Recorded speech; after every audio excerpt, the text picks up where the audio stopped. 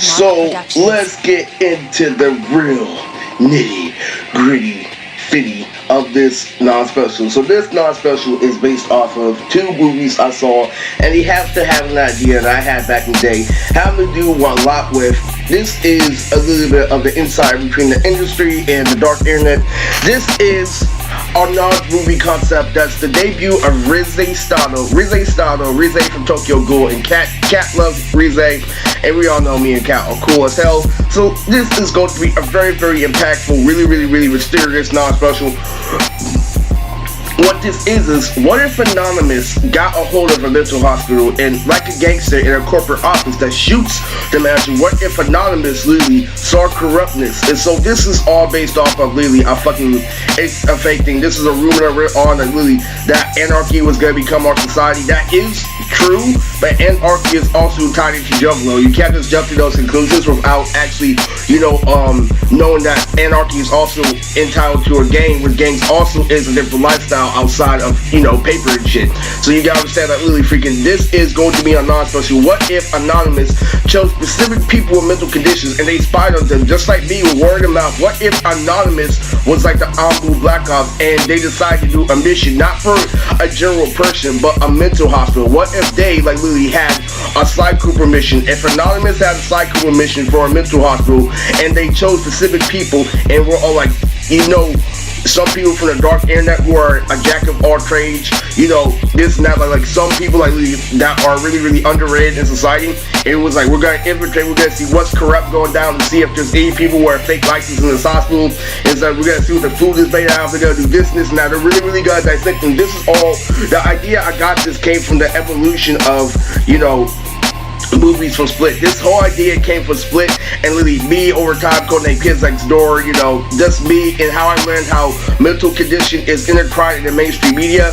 And how some people like Anya Taylor-Joy, I obviously can tell that Anya is partially autistic, partially this and that, because of really not just the roles she plays, but literally just like I can tell because of her demeanor. But at the same time, she is really a powerful and really good actor.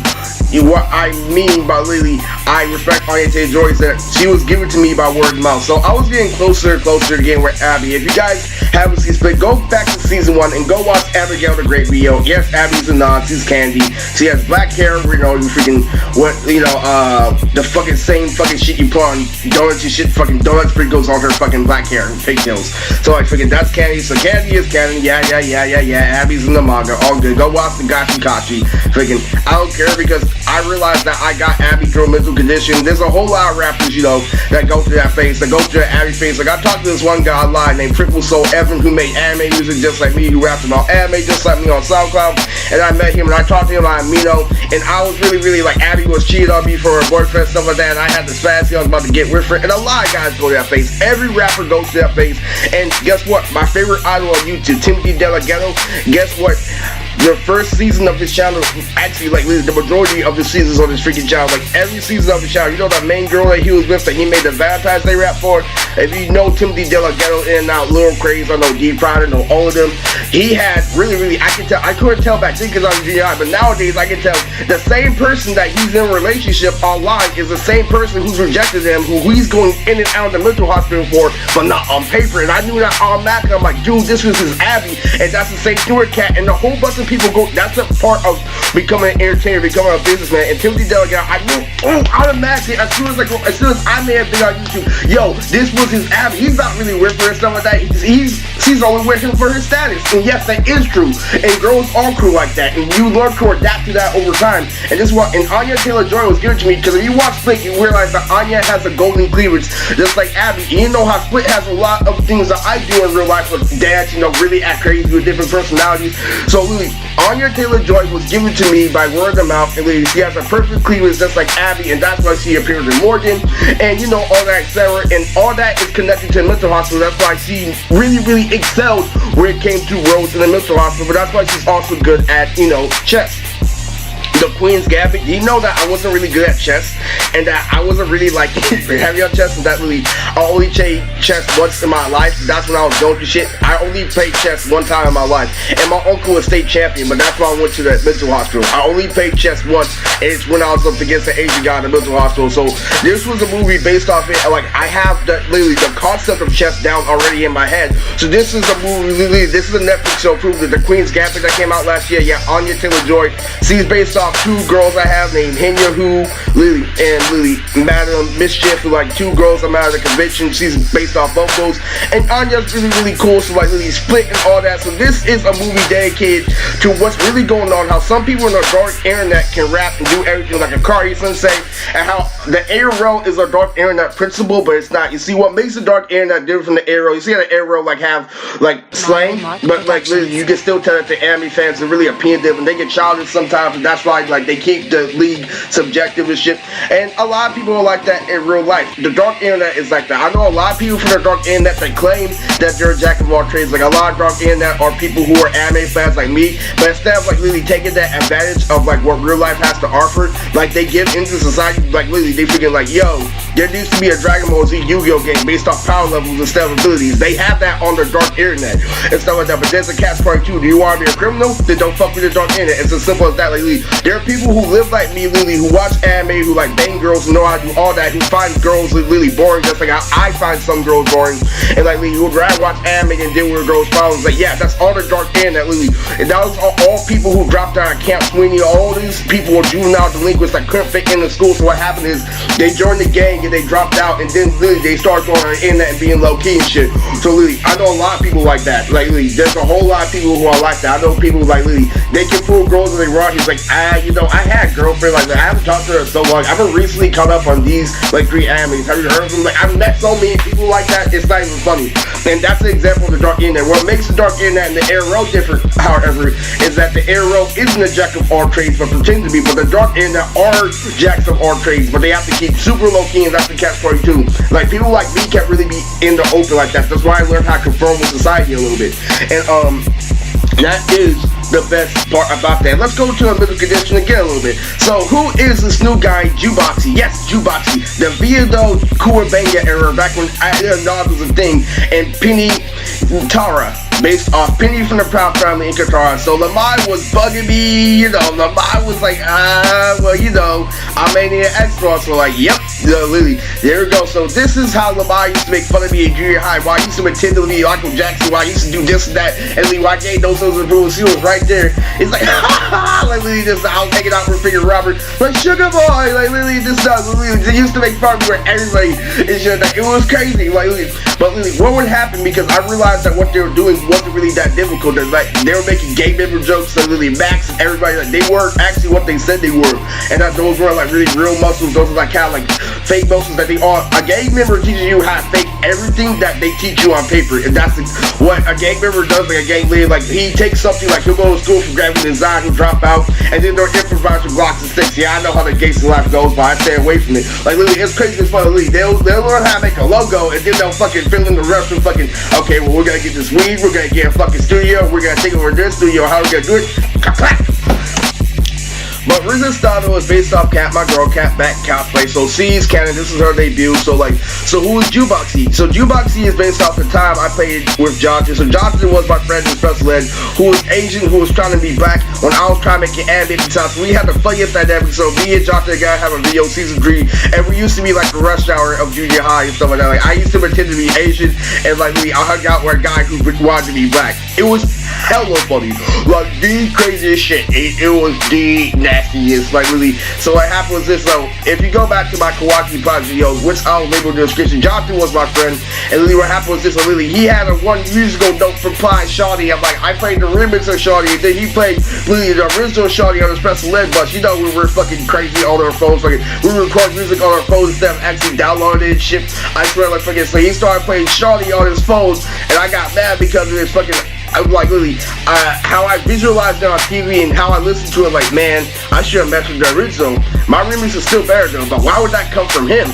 And that's really some good reverse psychology. Once you learn over time, that means somebody was training him the same way they were training stones to like use facility shit to make them stand out when they're really naive.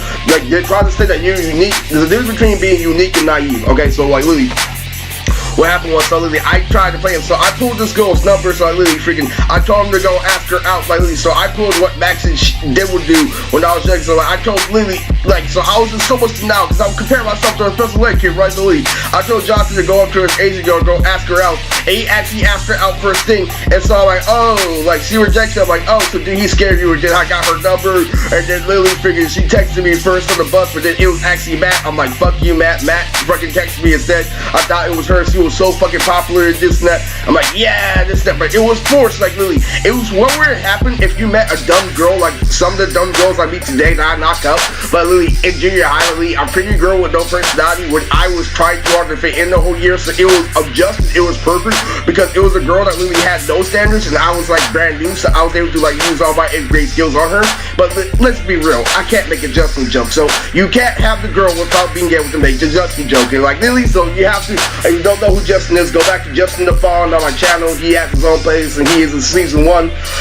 So you have to understand that really it's all connected. So on the bus, I started showing Johnson. After pulling his girl, I showed him something that they would make fun of me for, like, bruh, Hurricane Chris is garbage. And so I played that one song on his fucking, my uncle used to always make fun of me. Like, yo, don't go buy that Ply CD. You're gonna buy a whole fucking $13 CD for one song. If you buy at least a CD, you have multiple songs.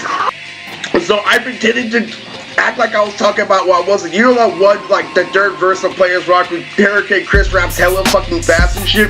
It's fucking like, so I was showing Jonathan Players Rock and everybody where it made fun of me, just like the Maroon 5 shit. So I played Players Rock and he raised their hand like, hold on, wait, he kills it at this one part. Like, literally, fucking taking his hands to the fact that he just left the hand. It was so fucking horrible. Like, he's like, man, that guy's not the killer fast. And God's like, you're a piece of shit. No, but seriously, that idea is not just that, but it's Lamar, because Lamar used to make fun of me, like even Jonathan knows when to curve me sometimes. Like, I pretend to be Michael Jackson, and lately Jonathan curved me to the side, like, literally, footwork, I don't know you, even though he's a square. And sometimes he's like, dude, that guy wasn't even looking at you. It was hella fucking funny. But what if I were to learn how to make those same jokes? What if I had the 7th grade energy, but if I were to have the tools as them? What if I was a privileged number? What if 7th grade me was athletic and composed, that actually, like, really could clown on people, like T.I. versus T.I.P. instead of me being a nerd freshman year and stuff like that, like me adapting to everybody. There used to be this guy named James I used to hang out with who was a light skin with waves, really wore glasses and shit that was the same height as me. Literally, I looked at him and everybody like literally freaking knew that he was an ass and shit, and literally he was just as sore as me, and like literally buff ass fucking black guys like, hey man, nigga, you got that goldfish. Like literally, he was short as fucking, he was light skinned and he had glasses. He's like, nah, nigga, nah. And I started laughing like, dude, he's saying the same thing I say in my head, but he's in a different position. But little do you know, that's big shit. I thought the shit that I was doing in junior high was little shit. Once you understand like how gangs work, you understand that the shit in junior high was really, really fucking real. And those were all fucking sequences. And like once I learned that there are a whole lot of people like me in this world, it's fucking crazy. But this is symbolism for that. So Jukebox C is based off me, and like literally, it's me and Labaya, like with boyfriend, girlfriend. So who is Penny Tar? Penny Tar is based off literally Black Done Right, literally freaking Penny from the Proud Family and Katara, literally the great aspects of literally not only being black in its prime, but literally having the soul in its prime. And C is the water dancer. Literally, she controls airwaves and ice, and literally so she's based off Penny from the Proud Family and Katara from Avatar: The Last Airbender, and they work hand in hand. So like literally, so he is earth and wind, and she is ice and wind basically. So like he has really swift movements and stuff.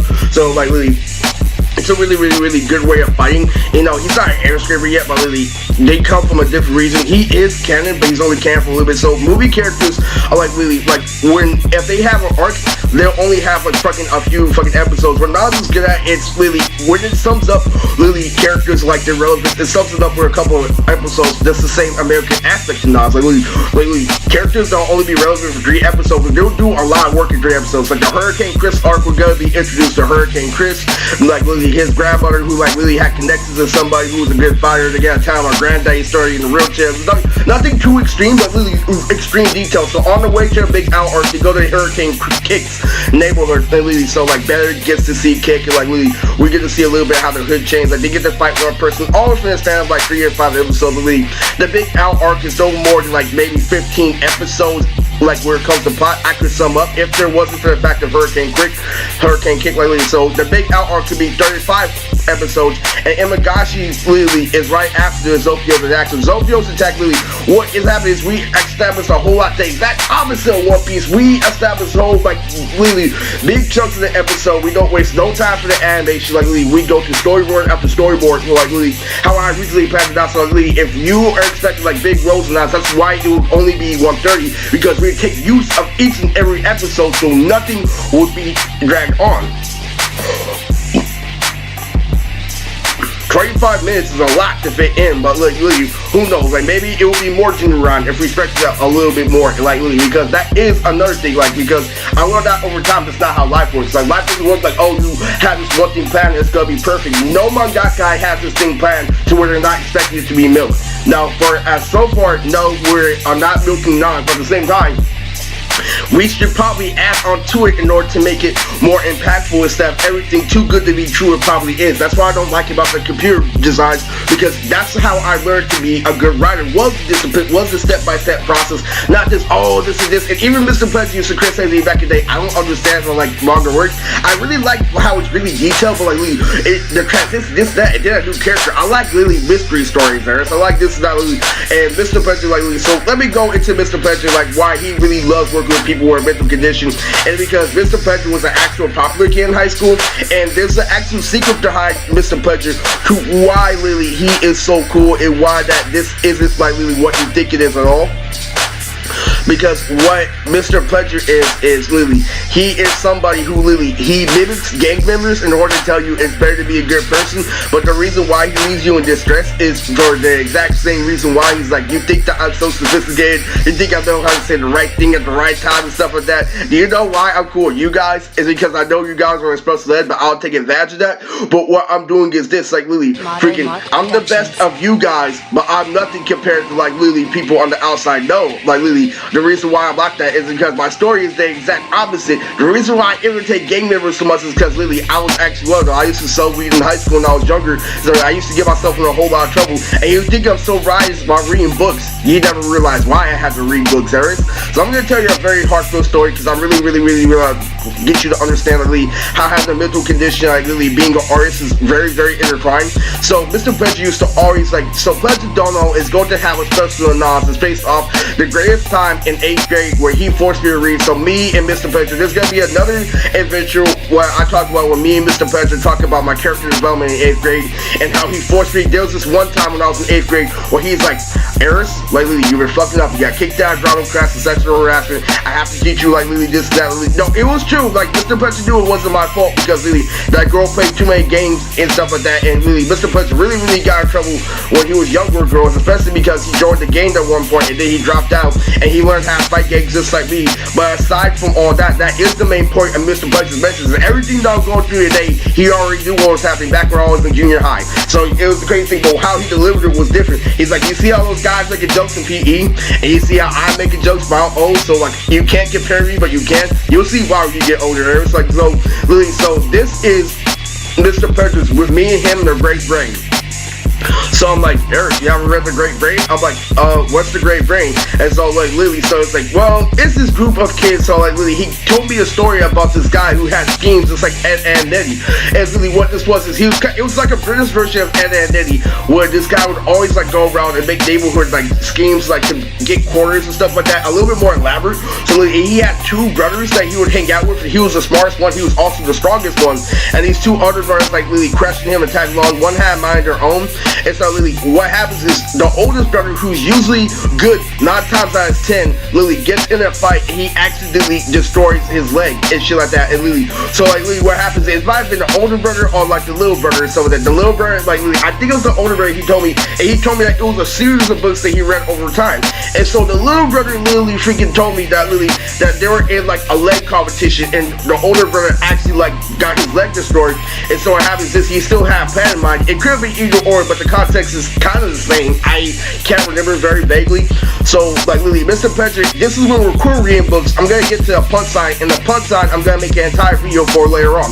So this one is like the great brain. It's like there's a guy who would outwit somebody else. Like if somebody, he wasn't just an Eddie, because it was a very complex story because it took place in like Britain, you know, some type of European like area, you know, fancy George Washington here, you know, But what happened is Lily, he Lily would sell fake wooden teeth. They would have a whole bunch of like Lily miscellaneous characters. It wasn't just that. The great brain Lily, the leader, the oldest brother Lily. If somebody tried to con his brothers, he would call out the con. He wouldn't just be a con man himself. So like Lily, it was more of a realistic, version of Ed and Eddie. Instead of like making scams to get jawbreakers, it was like really making schemes to get actual results, like lemonade stands and stuff like that. Lily, with lemonade stands, like with postage stamps and admiration and stuff like that. Really good, clever stuff to get like some quick bucks around town to do interesting things instead of buy jawbreakers. And he introduced me to a great brain, and I was amazed. He was telling me, so you know what, he got himself in competitions on Lily. So the oldest brother ends up chopping off his leg, Lily getting into the wrong fight, and then he ends up fighting that guy again with one leg. And then Mr. President told me, he's like, well, now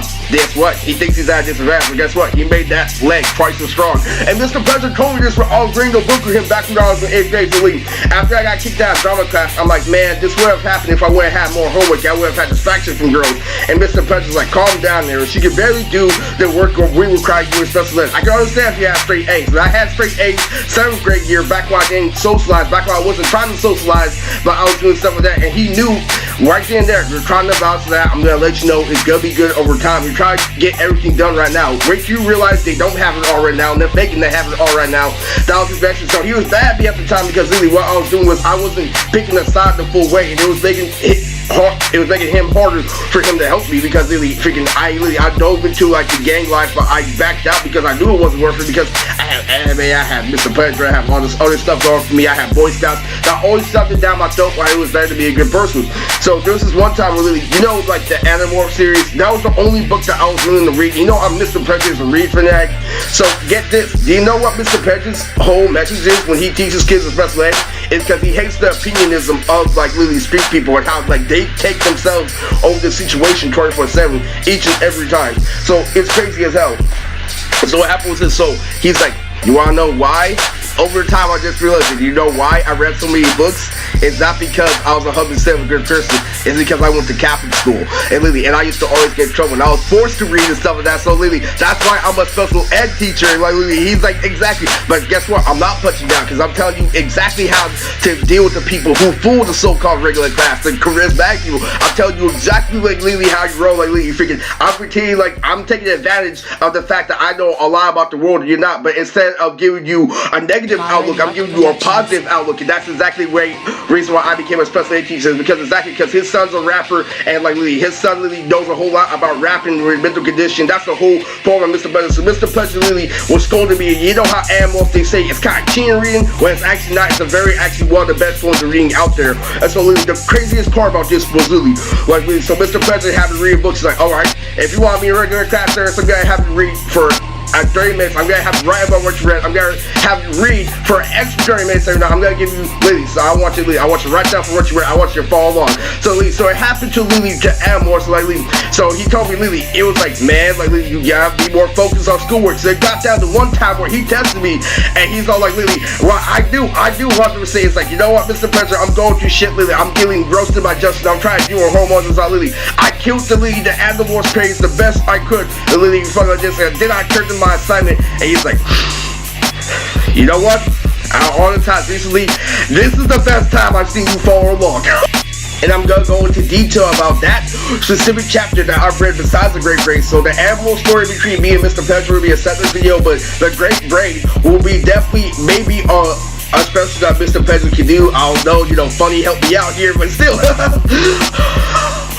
So these are people who are just like Derby, who are aware of the dark internet. So what they're doing is they're making a big ass scene, doing a public, a mental hospital, and they're breaking into. So Anya is gonna make her debut in Nonz. So this is Anya's character, Anya Luigi, Lily, crazy as heck, man. Hey Luigi, crazy as fuck. I'm telling you, this is her debut along with Split. They're all gonna debut in this and stuff I could put Boxy, I could put Juboxy, I could put Pichara in, I could put Viado in here, I could put everyone, Kafani, combine the main cast is confirmed.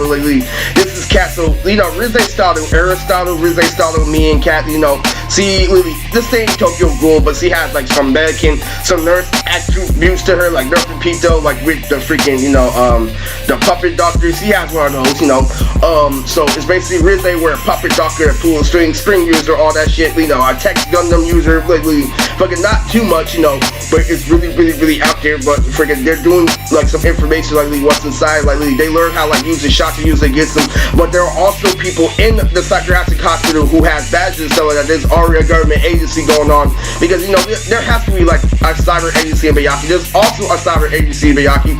Back when Mohiu's dad was a part of it, you know, this and that is a whole lot of shit that goes down in Bayaki City. So like literally, this is literally what if Anonymous literally freaking had you know, a plan with the hospital to reave some people out. They put the hospital on shutdown and they reaved out who deserved to be there and who didn't. This is what if Anonymous did that. And some people were from the dark internet, you know. So like literally, this is literally the anonymous hospital. And another thing, I just want a split, like, you know, Anya. I want Anya and everybody, like, I want Goshen to start this, impeach Goshen. I want Goshen to start this. So Goshen is like, is Goten and stuff like that. So like really, I want Goshen's a guy in Nonz. So it's basically, Goshen is if GT Goten was evil and if he lasted more episodes, just like the Rugata thing. So like really, it's not too much respect. Yes, that's how Nonz works. Literally, not too much. Literally, you can't be like faggot with the drip and Nonz. Like literally, they have to have a meeting. They have to come from an original source, like a pure source, right from the original, like Juboxy, you know, Viado, like literally all that. Like that is how Nonz works. Okay,